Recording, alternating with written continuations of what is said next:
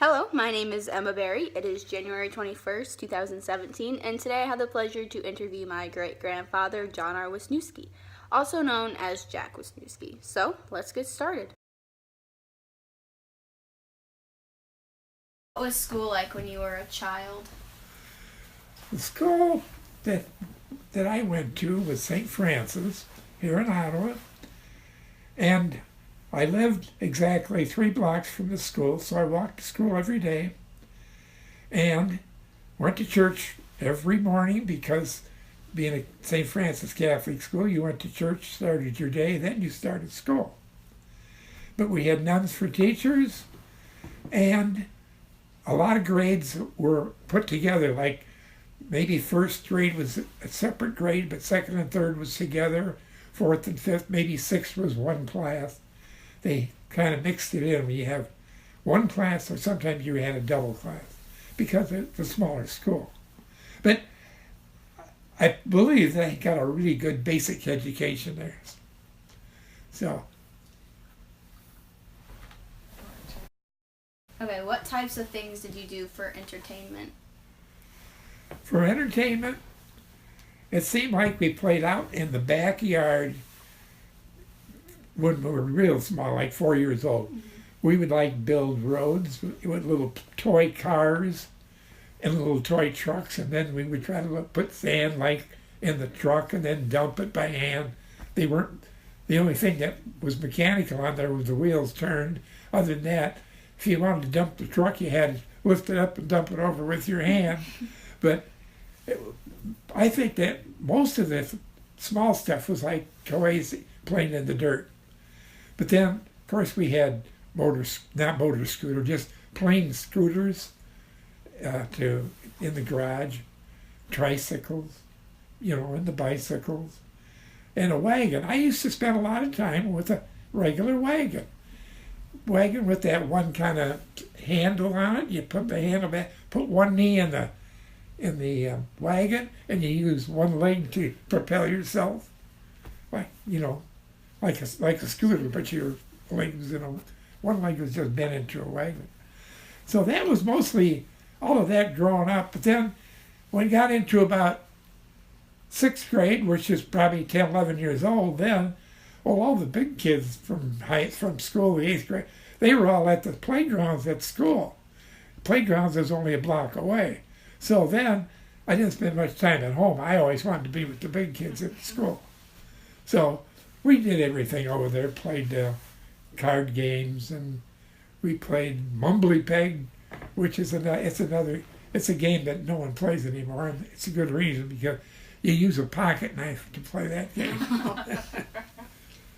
But I remember talking about pocket knife, talk about toys. I can remember the time I misbehaved like I was 3 years old. Can you believe I think I was 3 to 4 or 5 years old? That somehow we had, in those days, you had a Sears Roebuck catalog that was like 2 inches thick.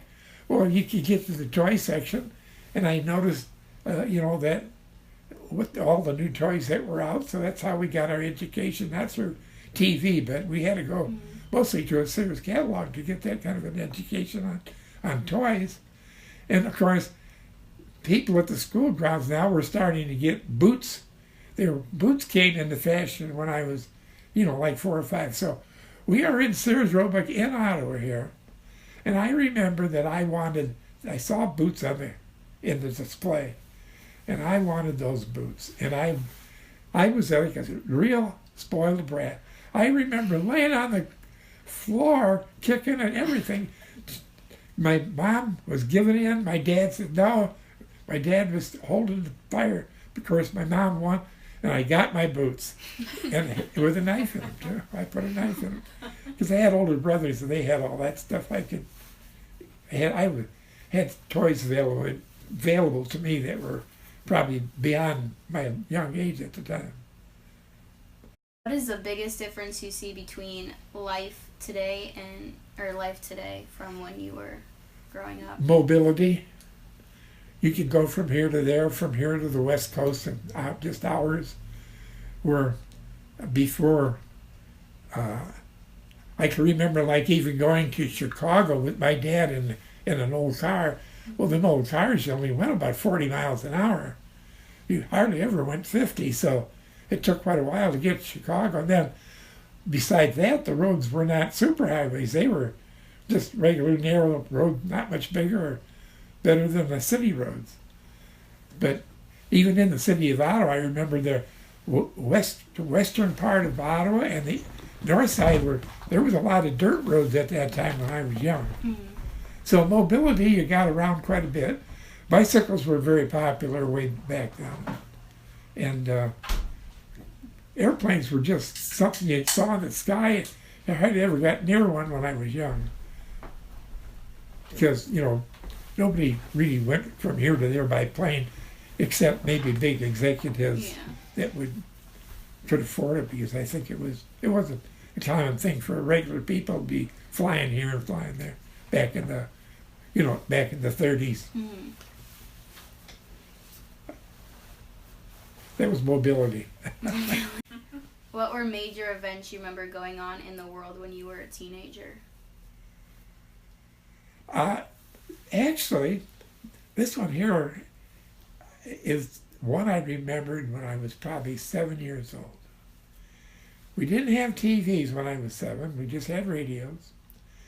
My dad and Mom, after supper, I had the radio on, and we would be sitting around the table, maybe doing our homework, whatever.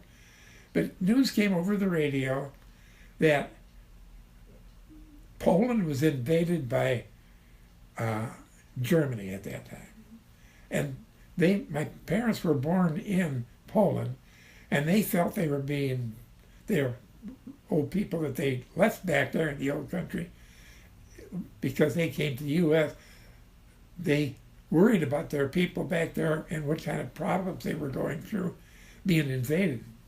And it was such a sad thing to see my parents so downhearted about being invaded. So that was the very first thing. And then, of course, 1941, when the Japanese attacked Pearl Harbor and sunk a lot of ships. And so that was probably the two main ones. And then, of course, when Harry Truman, during World War II, dropped the atomic bomb in Japan, there was a very unsettling thing. But when Japan gave up, within days after that, they conceded no more. Mm-hmm. No more war. Mm-hmm. So in a way, a lot of people got killed, but then again, if there was a ground war, would a lot more people got killed? We don't know, because if you invade a country and they're holed in foxholes and everything, they can rip off, kill a lot of people. People are trying to get on their island. So I don't know, that atomic bomb, I'm sure glad it's outlawed by all countries right now. What did your parents do for a living? My dad was a construction worker. My dad came when he started when he was born in Poland. Mm-hmm. As a young boy, he at like 16 or so, he worked in a steel mill.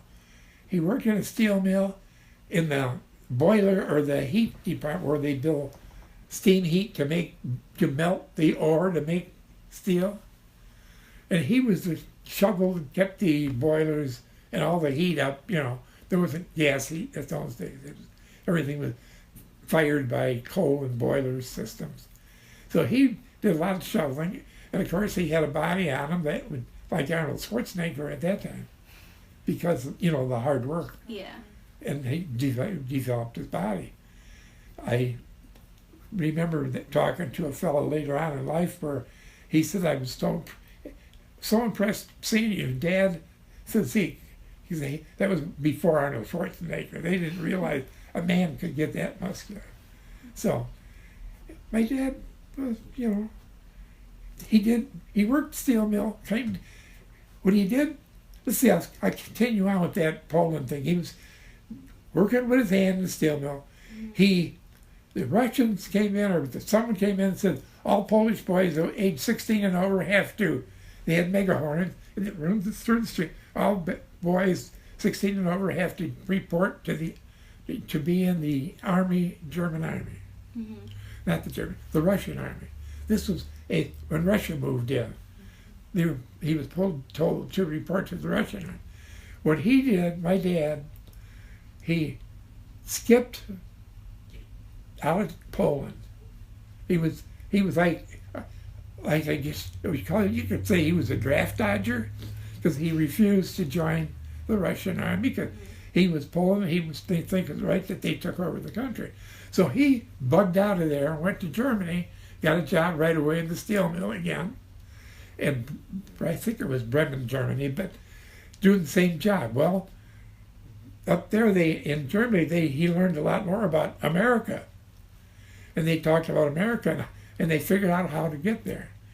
And here's what they did. My dad and a bunch of guys that were in the steel mill knew this port with the big overseas liners came in from over the ocean liners. Mm-hmm. And they thought if they could get a job on the ocean liner, because they didn't have gas or oil to turn it. They needed the heat, coal. They were a boiler system. And he could shovel coal real well. So anyway, they figured out, if we get a job on the boat, we get to America, we'll stay there. That's how he got to America. Okay.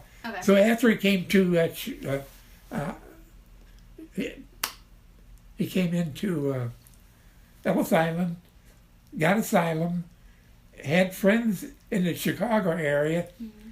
and there was jobs for those big muscular guys. They wanted those people too, because they could shovel a lot more coal than the Americans that were born here. They didn't want to work that hard, but my dad from the old country, they were used to working hard. They didn't mind it.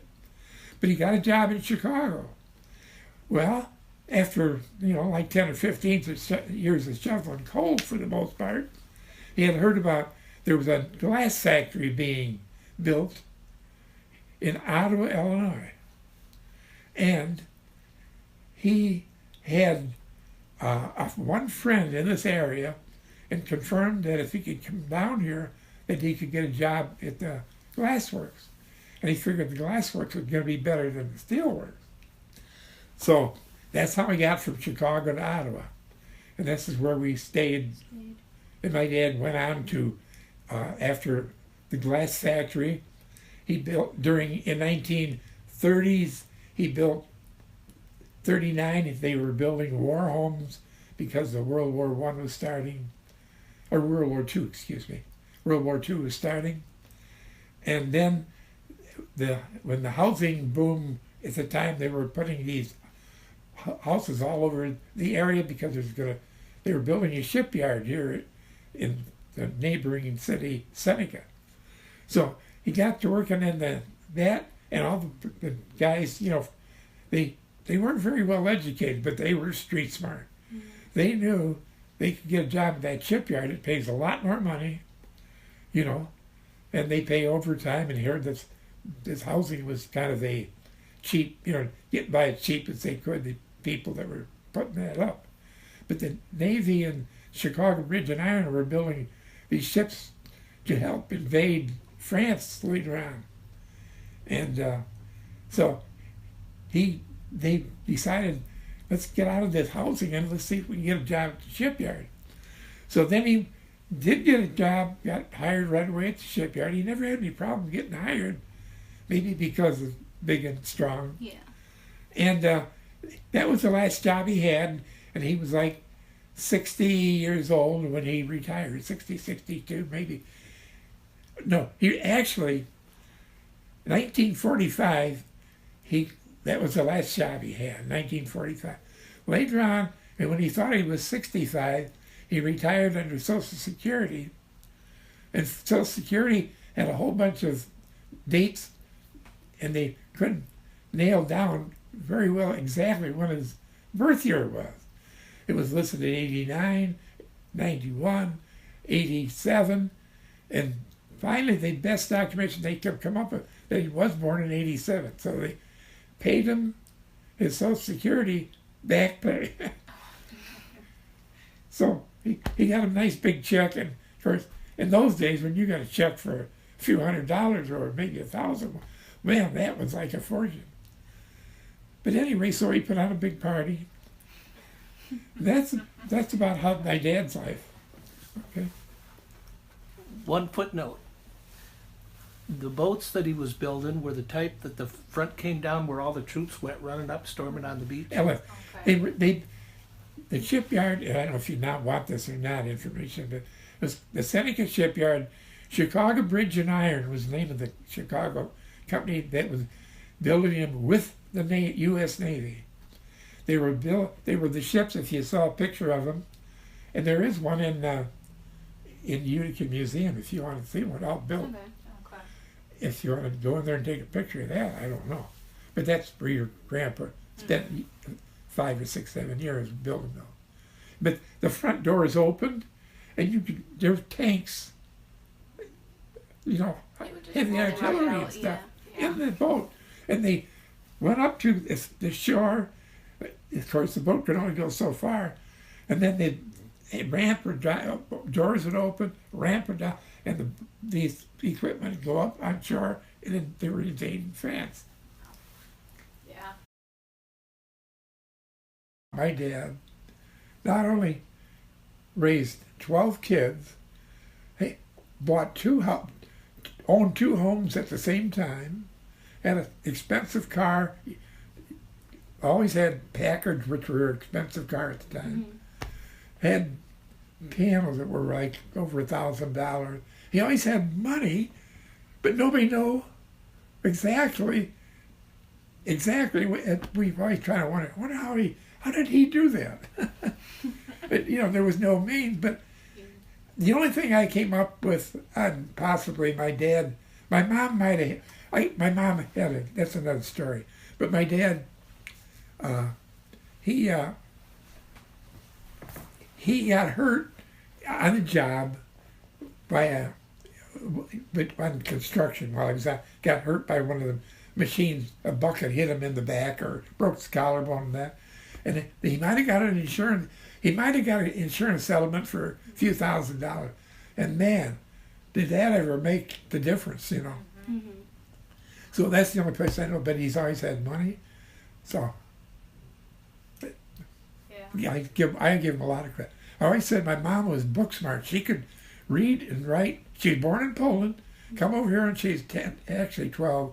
She listed her age at 10, I think, because at 10 you got a cheaper rate. So that she went over as a 10-year-old, but she was actually 12. And so my point was I forgot now. I got carried off on my Grandpa's smart. Although she was born in Poland, she took English, and reading and writing. She could read and write in English. She talked perfect English, although she was born in Poland. 6 years after my dad was born in Poland 6 years before her, and he could not read or write. Yet he was very successful, and that's almost impossible in this day and age. Yeah. I think I talked enough For that. But when did he meet? When did your dad meet your mom? In Chicago. Okay. How far did you get in school, and what type of education did you receive? Me? Yeah, You're talking about Grandpa Jack. Grandpa Jack. I was a high school dropout.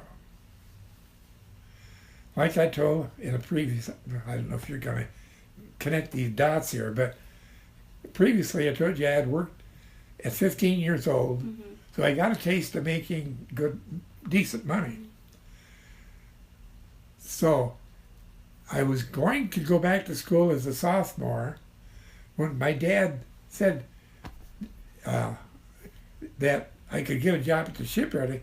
His boss said he needs a guy, and he said, "Stanley, you got somebody?" He said, "Yeah, I got a boy. I don't know if he's going to be good at school or not." He said, "Send him to me. I'll put him to work." So my dad got me a job at the shipyard. But when I say I'm a high school dropout, it's a little deceiving. you got to go back to my house on 1303 where I was born and raised. We had an upstairs, a big house. It had like 4 bedrooms, maybe 5 or 4 bedrooms, and even an attic space. That was where we built a library. My older brothers and sisters built a library with books, with dictionary this big, globe. It was like a school library. And guess what?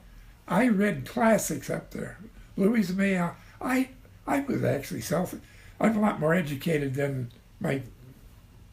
that I could put on paper. You know, I dropped out of school. You know, I've either been very lucky or very smart because I consider myself tremendously successful. Tell them about the time you almost went back to school when you were done at the shipyards. I was ready to go back in September. I got hired down there at the factory. I'm going back to school, and one of my buddies, Bob Woodger, was already working at Libion's. And anyway, I went to school, and the principal said, well, let's see, John, I got your record here.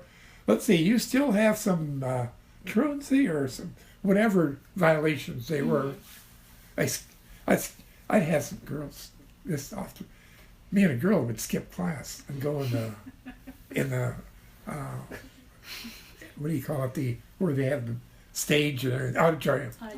We'd go in the auditorium and sit in there dark, skipping out, hours. But I got caught a few times. So I was all on the books for truancy. And the principal, Dean Anderson, said to me, John, you're going to have to make up these hours. I said, why can't I come in? That was last year. Now I'm not, I want to get an education. Then I didn't want to be here. You've got to make it. He ruled like an iron fist. And I said, well, okay, that's the way it is. That's the way it is. Well, I come out of that interview, and I'm coming downtown in Ottawa, and I'm right by JJ's, it's actually right there on that block. Okay. I run into Bob Woodger, and I'm telling him what H.D. Anderson, he's got to, says, get back, so I got to make up all those hours and everything. He said, yeah, heck with that school. He says, come on down. He said, we make more money than anybody in town. Libion's was known for a good paying company. So I went down there to decide to see what it was like. I went down there, interviewed. Within 20 minutes, he said, John, it's 2:30. You want to start at 3? I was hired, and no physical, nothing except my name, my address, my phone, if I had one, and my signature. And I was working. Guess what I said? No, I don't want to go at 3. My mom will wonder what's going on. Won't be home for supper. I said, I'll start in the morning. He says, okay, tomorrow morning, 6:30, report to so-and-so. So anyway, that was how I got that. That's where I retired from Libion's Ford then.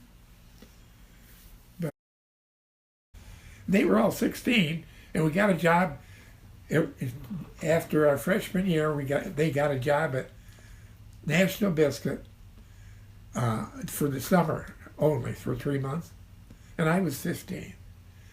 And of course, an enterpriser like me went to the Ottawa post office there in Ottawa, got a birth certificate that it said, I was born in 1928. Also, I knew about bleach, from people say you want to do. I was street smart, so I knew how to change that 8 to a 7. I changed it to a 7. I got hired at Nabisco, and I was 15 years old, and I worked there for 3 months, like the rest of the guys. But then I went to the shipyard later on, but I used my regular certificate. I only used that one place, just to get a job that summer at Nabisco. But I didn't make, actually I made a lot of money, but I didn't make, 40 years of punching a time card made me a living, but I made a lot of money playing stock market. Of course, your Grandpa Jerry loves the market, I think. Yeah. And for some reason, he might have done that on his own, but I bought them stock as a graduation present. E.F. Johnson's one, Ramada Hills. I had to. I put them in. I bought them stocks when they were young. There I am, a dropout. Everything I did turned out right. I was so blessed. That's what I tell Lori on phone. When I die, celebrate, because I had everything break my way. Every time there was a fork in the road, no matter, I always took the right one. Somehow I just did. It just worked. It's pretty So it was more amazing. luck than brains. Yeah. He actually was a millionaire or extremely close to it at Oh, one I'm point. over now. Yeah, that's it. That Can you is imagine? Awesome. Yeah. No, you're That's not too. amazing. I've never admitted that to hardly anybody. John brought it up. We can edit that out if you want. Yeah. Yeah. Okay, what was the most important personal event you have witnessed in your lifetime? That I witnessed. Yeah. That I witnessed. Put it on pause. I gotta think. Can you Okay. pause? Yeah. The thing that made me a better person was probably marrying my wife, Loretta Mucci. She was one of those people that you just looked at and you liked them and you don't even know why you liked them. You know, somehow she had, her mouth was, maybe her lips, there was something that she always looked like she was enjoyed talking to you. She enjoyed your company. And I realized what a gold mine I had to have a wife like that. And I think it affected, and it made me a much better person. I wanted to be nice and friendly and open like she was. So I'd say that my wife actually did, change my life, I think.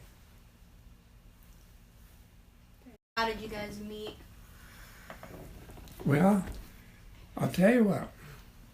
This will resonate with you, even you younger people. We met at Bianchi's downtown. She was with a bunch of girls, and of course I was in there getting probably a cherry Coke, which was real popular in those days when I was a freshman. And she was in a booth on the south wall and with her 4 girlfriends. And somehow I got over. Somehow I got myself over there into the conversation. Having older brothers and knowing the ropes, I guess.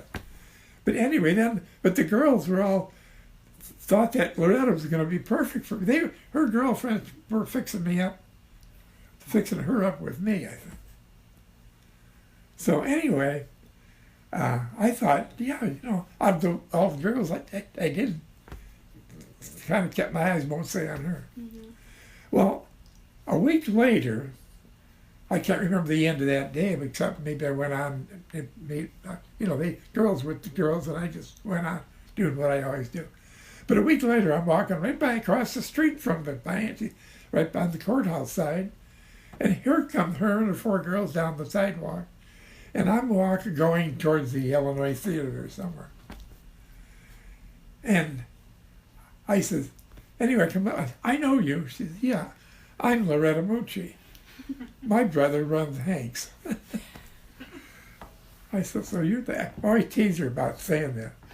And I don't, honestly, she might not have said my brother. I probably added that, but my brother runs Hank's, Hank's farm restaurant. Mm-hmm. But anyway, we got talking a little bit. They were going to a carnival that was coming to town. And I said something about, hey, I'll bet you 50 cents you won't go on that loop-de-loop ride with me. She said, oh, I ain't afraid of no loop-de-loop. She said, no, man, now you're brother, and I won't. Well, anyway, so a week later, I'm thinking, she's supposed to be at the carnival or something. Maybe I'll run into her again. So now I'm a purse owner. Mm-hmm. I was thinking about her. So then I went to the carnival, and her girlfriend, they were hesitating. They didn't like it for loop-de-loop. You know what a loop-de-loop is? It just goes straight up and down. Yeah. And sometimes it stops on top and then goes down. Oh, yeah. Okay. Loop-de-loop. Mm-hmm. It's not whirling. It's the up and down. Up and down. Okay. It's like a little airplane kind of thing. But anyway, so her girlfriend said, I'll go. I said, come on. I always had a wherewithal to do things like that. So her girlfriend got up there in the boat with me. There was a seat for two in each compartment. So I went with her girlfriend. Well, then Loretta decided, I'm going to go too. So I had to go second time with Loretta, and after we're done, I said, by the way, here's your 50 cents. And she took it too. But the reason I always had money, I was a bellhop at Severyna Hotel, and I always had quarters and 50 cents. Other kids had nickels and dimes. I had 50-cent pieces. So anyway, I was a playboy in a way. But I think because I had older brothers and sisters, I was way ahead for my age. You know, when I was 13, I was probably acting like I was 17. So you and Grandma then started dating when you were about how old? Like when you met her, how old were you? Oh, I was already like 18 years old, Okay. 17, 18 when I met That her. was, yeah. Okay. Legend has it that at one time you seen her on the bridge and you said, "Hey, little chickadee, fly away with me." Is that legend? Is that true or not?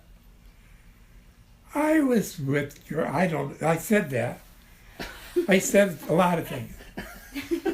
I remember I always, saying that. I was like a little bit like maybe this new president. I did a little bragging, I think. I said, you know, you work at your brother's as a waitress.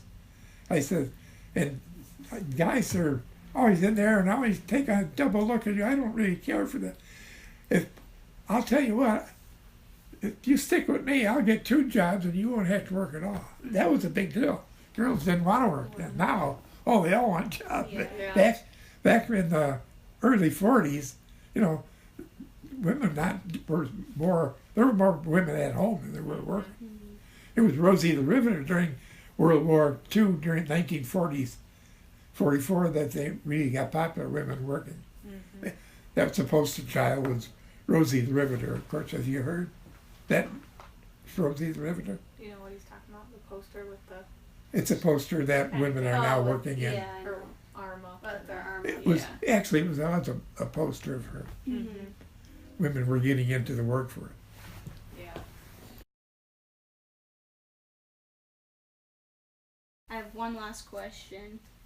What type, like when you had your kids, what types of things did you want them, like did you want to see them accomplish? My kids? Yeah. Well, I tried to be firm in one thing. How many times I shook my finger and said, I don't want to see your name in the paper for anything stupid. Never want to see it there. Behave yourself. You don't. And I think they were scared of me finding out something. So they were running a little scared. So, but I got even with them. Like we had a party here about 6 months ago out at Pine Hill. And there was like 60 people there, maybe more. And they had me talk. And I said, I've turned the tables on my kids. They said, what are you talking about? So I told them, I said, when they were young, I poked my finger at them and said, I don't want to see your name in the paper for anything stupid. But I'm getting even with them now. At my age now, they got to worry about me doing something stupid. So that was I still have a little comedy in me, I guess.